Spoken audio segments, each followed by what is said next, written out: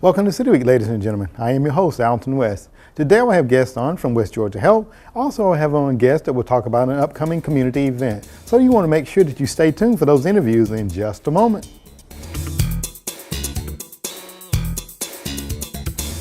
Welcome to City Week, ladies and gentlemen. Today I have guests on from the West Georgia Health, along with the District Community Development Coordinator from the Montgomery area. I have on first Ellen Eisenbarth, who is the Blood Bank Supervisor at West Georgia Health, and also have on from Montgomery, Alabama, Melinda Hines, who is our District Community Development Coordinator. Ladies, welcome to the show. Thank you very much. Well, it's a pleasure to sit down with both of you all. As we were talking before we came on, this is going to be a great interview today because you all have a lot of wonderful information that we want to get out to the to the community, and hopefully people get more involved if they're not already involved. Ellen, I want to start with you, the Blood Bank Supervisor there at West Georgia Health. Talk a little bit about your role, and then we're going to talk to Melinda a little bit about why this is so important, the relationship that you all have.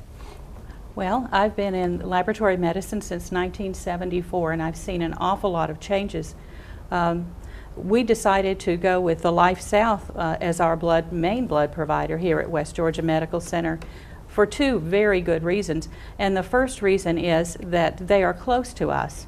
If you've ever tried to get blood through Atlanta, you've been up there when the Braves are playing, it's hard to move through there. But our Life South provider is right in Opelika. So when I have a desperate need for a blood product, all I have to do is call, and the delivery is quick, fast, and they give me all the products that I need. I couldn't ask for a better blood provider. And our blood that is donated here stays in this community, which is another plus. Recently, in the AABB Journal, which is the American Association of Blood Banks, Life South was praised for its model of blood management. And by that I mean, if the blood comes into my blood bank, say this week I'm using APOS units exclusively, but next week I may not. So if I don't use that blood, I can tell the Life South provider, can you find someone else who does? And what they do is they use their consignment model, a very fluid model. They float blood from hospital to hospital. You need B, we have B. And it will go over to you, and nothing is ever wasted. West Georgia Blood Bank has not wasted 1 unit of blood since we started with Life South in October. And this is fabulous because other blood providers, once you receive the blood, you have to either use it or lose it. And that's just not the best model out there, as AABB has pointed out. Well, very good. It sounds like a lasting relationship here. Oh, yes. And Ellen, thank you. I want to jump over to Melinda now and talk a little bit about your role as the District Community Development Coordinator, Melinda. Okay, and I first want to tell you, I do hope that we have a long partnership and relationship in providing for the patients here in this community. My position is the fun position.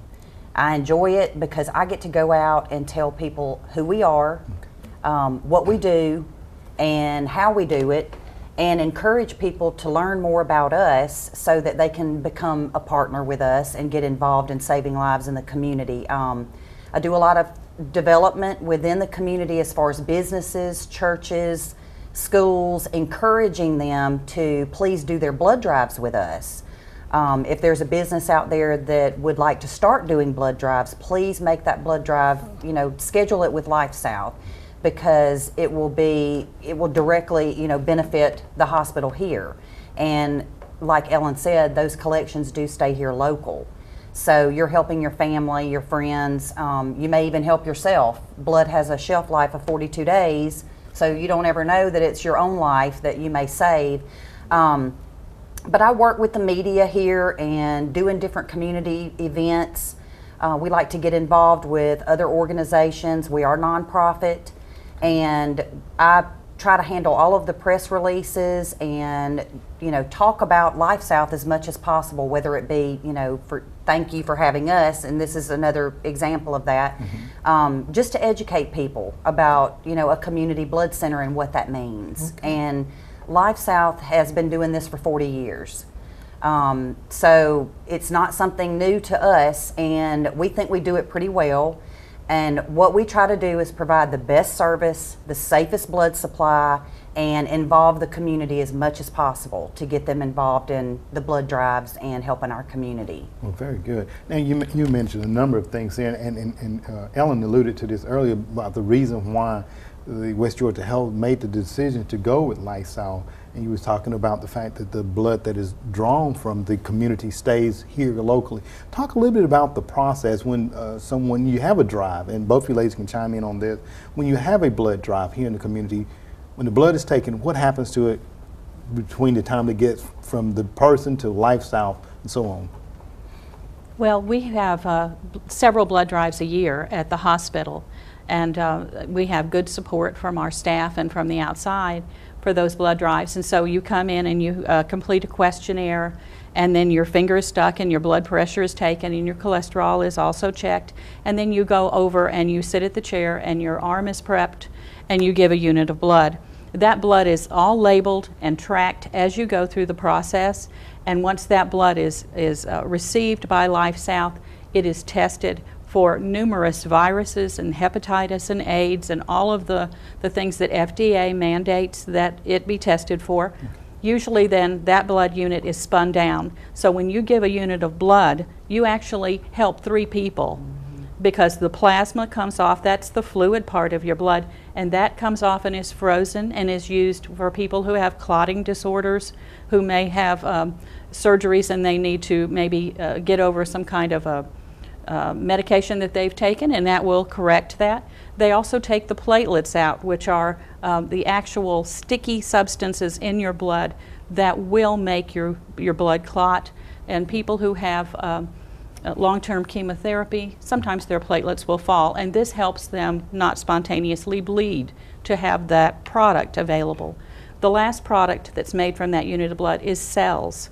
And most people who come into the hospital maybe have had surgery, had an accident, even had a baby and might need some blood, but they don't need all that fluid. So you're giving them just the product that you need to give them judiciously, and that's how that unit is used. It's such an, I remember when I was telling you later, I was a plasma donor when I was in college. College students do whatever they can to get a few dollars there. But when you give a pint of blood, you're actually helping 3 individuals. 3 there, individuals just are by separating. helped. Absolutely. And how many people can say, at any time during the year, I have made a difference, maybe saved a life, just by giving an hour up to come and give blood. That's right. Absolutely. And that's the best gift that you can give. And here in the summer, it's a real shortage because hospitals continue to use blood really at a higher rate.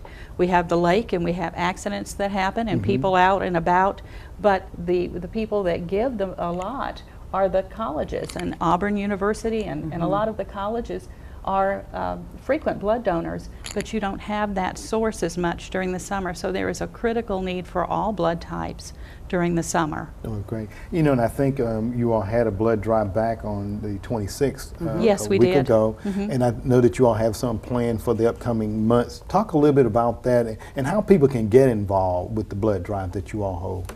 Either one of you ladies. Well, as I said earlier, what we try to do is make sure that, of course, the hospital always has a blood drive once a quarter. And it's not just for employees. If someone would like to come by and donate within the community, they can do that as well. If you have a loved one that's there and we know that they can spend countless hours in a waiting room and maybe looking for something to do, that would be something that they could do. We are going to be at the LaGrange Walmart on a pretty much, I wouldn't say once a month. We're going to try to spread that out to every other month. Okay. So you're going to start seeing us more frequently. We are contacting churches. When school starts back, we're going to have some school drives. There are some businesses in the area that have contacted us and are very interested in getting something set up for August, September. But you can always visit our website. Okay. It's lifesouth.org, www.lifesouth.org.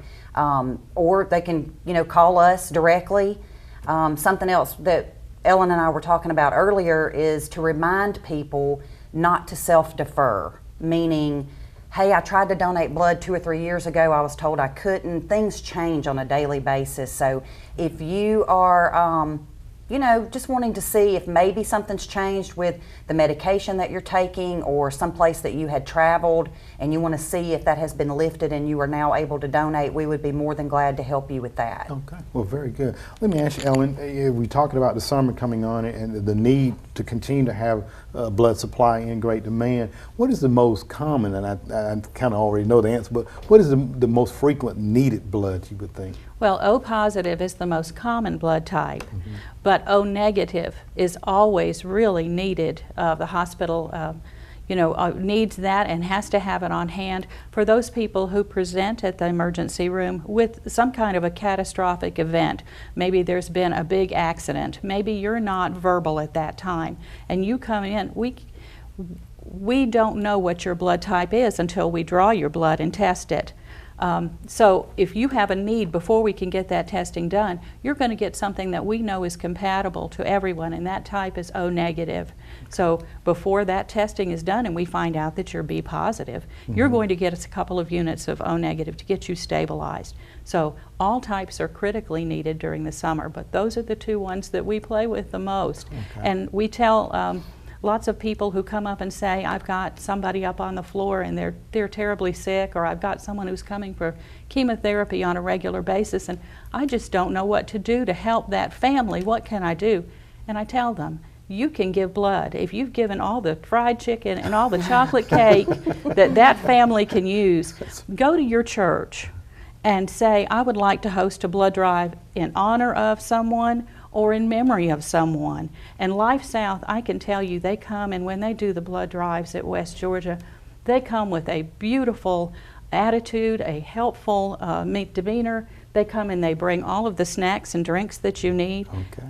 And they will help you and get that going. And when they leave, you can't even tell they've been there, not a crumb. Well, very good. I love them. Oh, well, great. I can tell you're very passionate about it too, Ellen. Let me ask Ellen, as we get ready to close, someone that may be watching, Melinda gave her web address. Give your phone contact information. If anyone is interested in giving or knowing when the next one is going to be scheduled, go ahead and give me your contact information if you don't mind. Our next blood drive is going to be in September, and I haven't firmed up that date yet, but it will be in September. And my number at the laboratory is 706-845-3725. And you can ask for a blood bank, and we will certainly give you information. And y'all have given me your card, and so I will be passing that information on to here, Channel 19, and y'all can also help spread the word for us. We definitely will do that. Well, ladies, I want to thank both of you for coming on today to share this information, and definitely hope that in September when that blood drive is kicked off, that the line will just go right out the door, and we make sure that we have the supply of blood that we need for our area. So thank you, Melinda, for coming on today. Thank you, Ellen, for coming on today as well. Thank you very much for having us. All right. Ladies and gentlemen, stay tuned. We're back from One City Week in just a moment.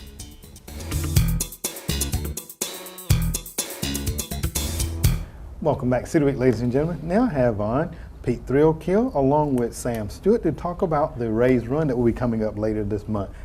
Welcome to the show, gentlemen. Thank you, sir. Thank you. Well, Pete, it's a thrill to sit down. Pete, it's a thrill to sit down with you again to talk about Raised Run. Before we get started, talk a little bit about the success over the years. I think this will be the third annual. Is that correct? Okay. We appreciate you having us on again for sure. We want to say that right off. This is our third annual Raised Run 5K 1 mile walk. First year, I think we had around 87 runners, walkers, participants, and last year we doubled that number with 157, 160 actual numbers that showed up. Raised a good bit of money. I think it was around $2,800 that went toward the foundation, and it was a big success. Seeing that the numbers were doubled was a nice surprise. Well, very good. And we all know that Ray Stewart was a LaGrange firefighter, and we have his son here with us today, Sam, who's grown a little bit there over the years. Sam, talk a little bit about what this means to you to have something of this nature being taken and having in honor of your father. It means a great deal to me, and I cannot express my gratitude and thankfulness. It's going to a good foundation for Georgia Firefighters Burn Foundation for burn victims of any kind, because I was in an accident in 2010 that they really treat me good, and they did help me out. Okay, so you know firsthand then the services that they provide, and I know that you would talk a little bit about the Georgia Firefighters Burn Foundation in a moment. That's a mouthful there. It is. And the services they provide. But as we get ready to talk about it, it's coming up. Talk about when it's going to be taking place for us, Pete. We have it in the same place at the Troup County Parks and Rec in the parking lot. It will be on July 13th. At 7:30, we moved the time back a little bit. Try to get the temperatures, keep it as cool as possible while the runners are running.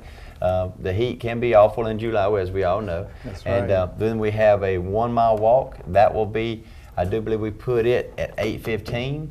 45 minutes, give everybody time to get back from the 5K. And then at 10 o'clock, again, we're having the kickball game. Okay, well, very good. So it's going to be a full day of fun and a little bit of food, maybe some prizes and things of that nature. Right. That will take place there. And Sam, you're now 16 years of age, and I know that you probably have a lot of friends and things of that nature. If you could just speak to your friends about this event, what would you say to them?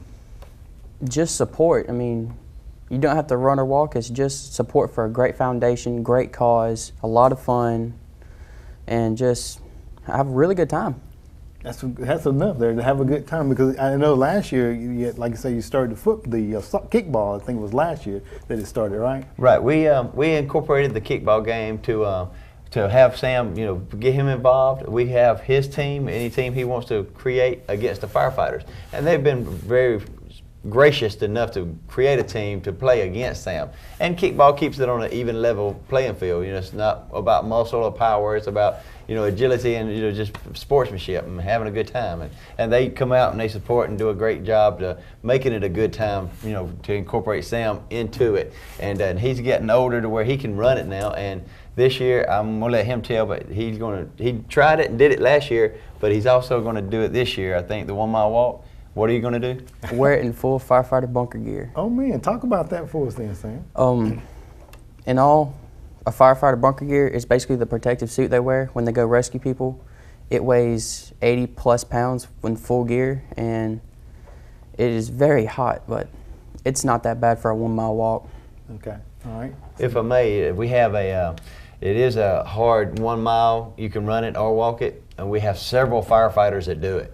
And they're encouraging every firefighter that comes out to support to bring your gear, to be prepared to do the 1 mile in full gear, to show support and to show what they're all about. And it is the heat of summer in July, but they're still encouraging. And if anybody can, please do come out and show your support that way. Absolutely. So you have, you have the 1 mile walk that, and most of the firefighters are looking to do that in their full bunker gear. And Sam said it's about 80 pounds plus there. Mm-hmm. Okay. And then you also have the 5K run. Right. Talk a little bit about that and the route of that, Pete, if you don't mind. 5K run, like I said, starts at 7:30, and we'll have it pretty much starts at the rec department parking lot, goes through the service road around Harris Fields a couple of times to the post office and back down Calumet, and it's just a sorted route that I've made up to make the 3.1 5K miles, and we will have individual trophies. Every 5 years we'll have a first through third place individual trophy, and then an overall male and an overall female winner. So they'll get an award also. So you do have good chances of getting an award if you just come out and participate, and you have something to take back and be proud of. Absolutely. Now, as far as registration, I'm sure that you definitely want them to call in and get registered, and talk about the registration fee. For sure. This year it's just $25 as usual. We don't make it difficult. No late fees. No extra anything. Just $25. If you don't get your registration in before the Monday before the run, we're just saying you may not be guaranteed a t-shirt, because we do have to make that order a week before. But we usually buy extra to make sure everyone is accommodated.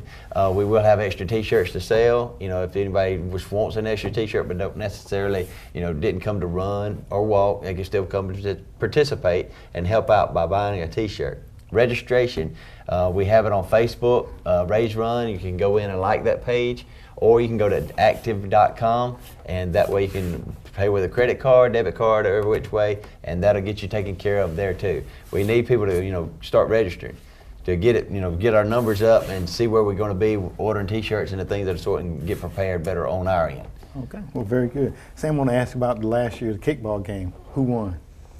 I believe The other team won. The other team being Yeah. the firefighters that is saying? Okay. Yeah, they got me that year, but Okay. So I'm you, definitely going to make a comeback this year. all right, very good. Is there a trophy for that part of it as well, or is that just all in fun? That's just bragging talk, bragging rights right there. Okay. Yes. Well, Sam, have you done any recruitment, or do you need to do some recruitment for your team? I definitely need to do some recruitment for my team. I know this one will play for sure. Okay. Well, go ahead and make your pitch for some of your friends out there. If they're listening, tell them definitely come on out and sign up, right? Absolutely. Now, let me, Sam, now you were talking a little bit, because we want to talk a little bit about why we're doing this. We noticed in honor of your dad, and we know that you said it back in 2010, you had a burn, that you were a patient there at the Georgia Burn Foundation. When you went there, talk a little bit about your experience there, if you don't mind. Well, I definitely did not expect what I expected. I expected a little bit more. I call it like aggressive environment, but it wasn't. They were very gentle, very kind, very courteous. They definitely knew what they were doing, and it was the best care I've had in a long time. Okay. And I'm sure that the healing process is taking place now. Do you have to go back for any follow-up visit or anything? No, I'm technically completely healed. You can't really see the scar anymore, but it's definitely sort of noticeable. But the healing process has been a full success, and they definitely did know their stuff. Okay, well, very good. And talk a little bit about the reason why we're doing this, Pete, because it is for the Georgia Firefighters Burn Foundation in reference and in honor of your uncle as well, I want to mention too. Talk about that. Right. Well, me personally, I like I said, it's for my uncle and in memory of him. And, you know, a lot of people in LaGrange and surrounding areas associated with the fire department, not associated with the fire department, they knew who he was. And they knew what he was about, and the man that he was, and just the loving, caring temper that he had. And you know, his family loved him, and it wasn't hard to decide. Let's keep his memory, his name going, something that can honor and benefit him, because he was trying to better his life years before he did pass by exercising, walking more, trying to get out and do better for his, you know, overall health. And the route that we take on the 5K incorporates his route that he walked, and every morning, and to try to get his exercise. So that's why the route we take is where it is, because that's what he took. And for me personally, it's to remember him and honor his name. But we didn't want to take the money. It's not about the money, so we incorporated the Georgia Firefighters Burn Foundation to associate that, because of the association he had with them, with Sam and his burn, to give them the benefit and the money, because we knew he appreciated what they had done for him and Sam. Okay. Well, very good. Now, and again, just kind of run down where, when, and all this information, and then we'll finish up by talking about sponsors, and if anybody's watching that would like to become a sponsor, if you don't mind, Pete. All right, where and when, Parks and Rec Department, parking lot, July 13th at 7:30. Registration starts at 6:30. We'll have tables set up waiting on you to come get your t-shirt. When you do register, you will get a t-shirt, and that was one of our biggest compliments last year with the t-shirts. Everybody loved. And we'll have extras. The sponsors, if you would love to sponsor, it's only $100 to get your name on the back of a t-shirt, and there'll be 100+ t-shirts given out throughout Troup County, and I see them in lots of places. And so you have your name on the back, and along with the sponsorship, you have an incorporated registration fee. So you'll get a registration fee and a t-shirt along with your sponsorship with it on the back of your t-shirt. So it's like buying if you're going to sign up for the race for $75 more, you can go ahead and sponsor and get your name on the back of the t-shirt. Okay. So you're coming out a little bit of a head, plus a year's worth of advertising. Absolutely. Well, very good. We want to thank both of you, Jennifer, for coming on and talking about this. And it's the third annual Raise Run that will be held on July the 13th. Sam, hopefully you'll be victorious this time in the kickball game, all right? And we definitely want to invite the entire community to come out and support this very worthwhile cause in memory of Ray Stewart, LaGrange firefighter, and also funding go to the Georgia Firefighter Burn Foundation. So thank you both, Jennifer, for coming on and talking about this. Appreciate you, Alton. Thank you. Thank you very much. Sir. Ladies and gentlemen, stay tuned. We're back for more City Week in just a moment.